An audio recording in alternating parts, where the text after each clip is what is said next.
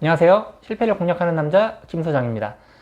저는 현재 분양업을 7년째 하고 있고요. 현재 앉아서 촬영하고 있는 여기도 지금은 사실 분양사무실입니다. 저는 공인중개사 자격증은 있지만 사무실은 운영하지 않고 있고요. 앞으로도 사무실 창업은 생각하고 있지 않아요. 그 이유는 현재 저희 분양팀과 공생관계로 일하고 있는 수많은 부동산과 컨설팅 회사의 상황을 잘 알고 있기 때문입니다. 그 분양팀으로 일하게 되면 인근의 수많은 부동산들을 방문 영업하기도 하는데요. 이 과정에서 저절로 파악되는 것들이 있는데, 이런 경험치들이 쌓인 결과 난 진짜 부동산은 하지 말아야겠다 라는 생각이 들었기 때문이에요. 부동산 경기가 안 좋아지면서 거래가 줄고 영업이 무척 힘든 상황에 지출은 늘어나고 계약은 나오지 않고, 반면에 블로그, 유튜브, 인스타그램 등의 그 다양한 광고 채널을 잘 활용하려면 꽤나 많은 시간과 노력이 필요한데, 그렇게 돈과 시간, 노력을 들여도 성과가 나지 않는 경우가 대부분이다 보니까 지치고 포기하는 경우가 대다수 중개사들과 컨설팅들에게 나타나더라는 거죠. 그러다가 진상 고객 하나를 만나서 이런저런 더러운 경우를 겪게 되고, 손님이 아닌 우리가 말하는 손놈한테 그 뒤통수를 맞고 머리 끝까지 화가 나지만 꾹 참아야 되는 그런 상황들을 몇 번 겪다 보면 진짜 사람 할 일이 못 된다 이런 생각을 하게 되고요. 그렇게 접게 되더라는 거죠. 신규로 창업해서 몇 달이 지난 후에도 이 일이 적성에 맞다, 잘 되고 있고 앞으로도 잘 될 것 같다라고 말하는 부동산은 최근에는 제가 본 적이 없고요. 반대로 1,000만원, 2,000만원씩 매달 잘 벌고 있던 사람들도 그만두는 경우를 많이 보게 돼요. 10년 이상 잘 영업해 오고 있던 사람들도 계속 지금 나가 떨어지고 있는 상황이다 보니까 저 같은 초보 중개사가 창업을 하고 성과를 내는 것이 쉽지 않겠다, 무모한 도전이 될 수도 있겠다, 이런 생각이 들더라고요. 지금부터 본격적으로 드릴 말씀은 부동산 창업은 웬만하면 하지 마라 이런 이야기들이고요. 창업은 물론이고 창업을 고려해서 소속 공인중개사로 일하는 것도 보조중개원으로 일해서 돈 벌려고 마음 먹는 것도 좋은 생각이 아니다, 시간만 날리게 될 가능성이 높다, 이런 이야기들입니다. 제가 분양업을 시작하기 전에 경험했던 부동산의 업무 경험과 현재 열심히 일하고 있지만 힘들어하는 중개사무소와 컨설팅들의 고충을 담아서 지금부터 본격적으로 시작해 보겠습니다. 일단 우리나라 인구 구조상 부동산 거래가 늘어날 가능성보다는 줄어들 가능성이 높다는 거죠. 부동산은 그 중개 수수료가 주된 수입원인데 거래가 줄어든다면 당연히 수입이 줄어드는 것을 의미하겠죠. 일단 먹고 살기 힘들어진 청년층에서 내 집 마련 수요가 급감하고 있고요. 과거에 부동산을 사고 팔면서 집을 늘려가고 옮겨가던 수요도 급감했어요. 지난 수십 년간 부동산 거래를 주도했던 연령대들이 지금은 노년층이 되어버렸기 때문이에요. 주택 거래뿐만 아니라 상업시설, 상가 매물 거래도 급감하고 있고요. 이런 거래가 살아날 가능성은 없어 보입니다. 경기가 안 좋은 탓에 수많은 자영업자들이 폐업 위기에 몰리고 있는 상황에 당연히 상가에 대한 수요도 급감하고 있고요. 경기가 조금 살아나더라도 상가에 대한 수요가 살아날 가능성은 없다고 봐야 돼요. 일단 가격이 부담스러워서 가지 않는 음식점과 빵집, 술집 등의 그런 그 메뉴 가격들이 내려갈 리도 없고 우리들의 소득이 급격하게 올라갈 가능성도 없기 때문이에요. 그리고 대한민국은 전 세계 어느 나라와 비교해도 자영업자 수가 가장 많은 나라 중에 하나인데요. 그렇게 구조적으로 잘못된 상황이 지금 정상화되고 있는 과정으로 보입니다. 저희 우리나라 불필요하게 상가가 너무 많고요. 임대료도 지금 상황에서는 너무 비싸죠. 그러다 보니까 전국적으로 상가 공실이 폭발적으로 늘어나고 있는 거고요. 지금 장사를 하고 있는 영업 중인 그런 그 상가들도 사정이 좋은 것이 아니에요. 억지로 버티고 있는 것들이 대부분이고요. 충분히 이익을 내고 있는 곳들이 많지 않아요.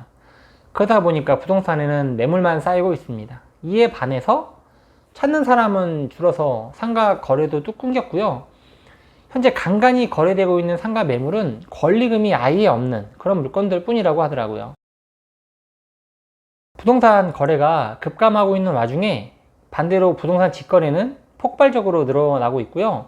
이런 현상은 점점 가속화될 전망입니다. 당연히 중개인들의 설 자리는 점점 줄어들게 되겠죠. 특히 그 온라인 플랫폼의 역할이 커지고 인공지능 기술이 조금 더 발달하면 중개인의 개입 없이도 안전한 거래가 가능해지기 때문에 5년 후, 10년 후 부동산 그 중개업 시장은 더더욱 좁아지고 어려워질 것이 확실해 보입니다. 물론 큰돈이 오고 가는 그 부동산 거래의 특성과 일정 수준의 전문 지식이 요구되는 부분이 있다 보니까 중개인의 역할이 완전히 사라질 수는 없겠지만 그 아파트라는 꽤나 획일한 상품이 주 거래 대상이라는 점과 누구나 쉽게 알 수 있는 뭐 최근 거래 가격을 포함한 물건들에 대한 정보가 모두에게 공개되어 있다는 그런 점들, 여기에 비싼 수수료를 아끼려는 수요가 늘고 있다 보니까 중개업 시장이 점점 작아질 거라는 예상은 틀리지 않을 것으로 보입니다. 세상에 미친 사람들이 계속 늘어나고 있어요. 진상 고객들이 넘쳐납니다. 그리고 사기꾼 천지예요. 일단 이상한 손님 한 명 제대로 만나면 멘탈이 탈탈 털립니다. 인간이 싫어져요. 그런 이제 셀 수 없이 다양한 유형들이 있고요. 너무나 다양한 사례들이 있어요. 이것만 모아도 몇 시간을 떠들 수 있을 정도로요. 그리고 요즘에 늘어나는 직거래는 일단 부동산을 한번 거치는 경우가 많아요. 무슨 말이냐면 부동산에서 실컷 보여주고 꽤나 많은 것들을 함께 진행해 왔는데 뭐 알만큼 알게 된 고객이 그 이제 수수료가 아깝다는 생각이 들면서 직거래를 해버리는 상황이 많아요. 아니면 누군가의 조언으로 직거래지만 직거래가 아닌 것으로 위장하는 경우도 있어요. 이런 양심 없고 불량한 사람들 진짜 많고요. 점점 더 많아지고 있습니다. 그리고 부동산 중개 수수료라는 것이 정액제가 아니고 그 상한선 안에서 협의해서 정하는 구조다 보니까 힘들게 중개해 놓고서 그 보수를 못 받거나 형편없이 깎이는 경우도 많이 있고요. 수수료를 안 주고 뭐 그냥 잠수 타버리거나 그냥 막 무시해버리는 사람들이 많아요. 이제 그런 거를 법에 이제 호소하려고 해도 수수료 구조의 특성상 그 들어가는 시간과 노력 대비 원하는 결과를 얻지 못할 가능성이 높아요. 그래서 소송은 잘 안 하는 상황입니다. 특히 쓰레기 같은 뭐 그런 인간들을 만나서 이런저런 막 몹쓸 짓을 당하고 나면 멘탈이 탈탈 털려요. 스트레스 장난 아니고요. 막 치밀어 오르는 막 분노로 잠도 잘 못 자요. 그런 감정이 꽤 오래 갑니다. 정말 힘들어요. 특히 스트레스에 취약한 사람은 절대 하지 않는 것이 좋습니다. 병 걸려요. 계약 하나 나오려면 집을 10개고 20개고 보여줘야 되는 상황을 많이 겪고요. 하루 2개, 3개씩 막 한 달에 걸쳐서 막 매주 보여줘야 되는 상황도 겪어요. 이렇게 계속 보여주는 것이 맞나? 딜레마에 빠집니다. 시간을 들이고 내가 막 운전해서 가야 되고 막 기름값 나가고 이 와중에 어떤 막 미친 손님은 집에 데려다 달라고 하기도 하고요. 마트 앞에 뭐 내려달라고 하는 인간도 있어요. 그런데 이런 노력을 들여도 계약이 나온다는 보장이 없다 보니까 불안감, 뭐 짜증도 나고 막 스트레스도 받는 거죠. 게다가 요새는 부동산 공부하는 그런 젊은 사람들이 임장을 많이 다녀요. 집을 살 생각도 없는데, 능력도 없는데, 공부를 한다는 목적으로 경험을 해본다는 이유로 그렇게 부동산들을 통해서 집을 보러 다녀요. 중개사 입장에서는 정말 짜증나는 상황인 거죠. 그런 사람들을 임장 크루라고 하는데, 그 중개인들이 봤을 때는 그 임장 크루 같은데 아닌 척 하는 상황을 보는 것도 역겹고, 또 혹시나 하는 생각이 들다 보니까 집을 안 보여줄 수도 없잖아요. 그럼 보여주게 되잖아요. 그리고 누구에게든 간에 이렇게 집을 보여준 다음부터는 또 계속 신경이 쓰이고 알게 모르게 지속적으로 스트레스를 받게 됩니다. 실컷 보여줬는데 전화를 안 받고 문자를 씹고 잠수 타는 사람도 많고요. 뭐 그러다 보면 이제 어떻게 된 건가 불안하기도 하고 또 임장 크루한테 당한 건가 싶기도 하고 분노와 짜증이 밀려옵니다. 또 그러다가 어떻게든 내가 거래해 보려고 공들였던 그 집이 계약이 됐다는 소리를 들으면 더 짜증나요. 어떤 부동산에서 했는지 뭐 계약자가 누군지는 잘 모르겠고 내가 보여줬던 그 사람은 아닌가 의심도 가고 마음이 불편하죠. 뭐 이제 몇 달 후 우연히 알고 보면 내가 집을 보여줬던 그 사람이 계약한 경우가 있어요. 그런데 다른 부동산 통해서 했다고 하고 뭐 진위 여부는 정확히 파악을 못하고 답답하고 짜증나는 상황이 되는 거죠. 심지어 계약을 진행한 후에도 불안감과 스트레스가 존재합니다. 특히 적은 계약금을 건 경우가 그렇고요. 약간 불안하게 체결된 계약들이 그래요. 계약 후 또 발생하는 먹 같은 상황도 많아요. 막 계약자들 보면 뭐 못 들었다, 그렇게 말하지 않았다, 안 읽어줬다, 나 속았으니까 계약 취소해달라 등등 막 트집을 잡고 거짓말을 하면서 사람을 힘들게 하죠.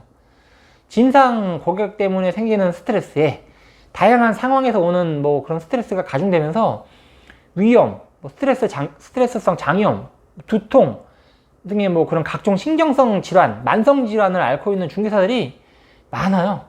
암도 많이 걸릴 것 같아요. 그리고 사기도 많이 당해요. 광고 업체도 당하고 중개업 실무 강의를 해주는 그 업체한테 피해 아닌 피해를 입기도 해요. 중개 실무에 엄청 도움이 되는 것처럼 느껴져가지고 200만원, 300만원씩 주고 결제해서 강의를 듣는 경우가 있거든요. 또 이제 막상 들어보면 도움이 되는 듯 싶은데 막상 매출을 올리고 이익을 내는 데는 직접적으로 도움이 안 되는 경우가 더 많아요. 이론적인 것, 지식적인 것은 배워도 매출에 직접 도움이 되는 것도 아니고 사실 그 고객 확보 방법, 매물 확보 방법, 효율적인 광고 방법, 다양한 광고 채널들을 잘 이용하는 방법들이 이제 좀 매출에 도움이 될 수 있지만 배워도 꾸준히 실천하기가 쉽지 않고 나름 꾸준히 열심히 한다고 해도 단기적으로 성과가 안 나오기 때문에 중도에 그만두는 경우가 많습니다. 그리고 효율적인 광고를 도와주겠다는 대행 업체들을 만나게 되기도 해요. 중개업 창업을 하면 그렇게 전화가 걸려오고 메일이 오고 문자가 오고 그렇거든요. 그럴듯한 말들을 이제 하는데 거기에 속아서 몇백만 원씩 결제를 하고 효과를 전혀 못 보는 경우도 많아요. 심지어 자기가 사기를 당했는지조차 모르는 경우도 많더라고요. 하루 1,000원짜리 광고 집행해 놓고 월 10만원, 20만원씩 받아 처먹는 놈들, 10분 만에 작성하는 복사, 붙여넣기 그런 블로그 글 대신 올려주고 건당 3만원, 5만원씩 받는 놈들, 유튜브 알려주는 강의 결제 유도하는 놈들, 막상 결제해서 강의 들어보면 그냥 무료 강의 수준인 것들이 많거든요. 그 부동산들이 이렇게 모여있는 커뮤니티를 보면 초보 중개사들은 한 번쯤 당하는 것 같더라고요. 지금까지 제가 그 중개업을 권하지 않는 수많은 이유 중에 3가지 정도를 말씀드렸는데요. 다음 영상에서도 이어서 그 3가지 정도를 말씀드려 보려고 해요. 오늘 영상은 여기까지고요. 그럼 다음 영상에서 뵙겠습니다.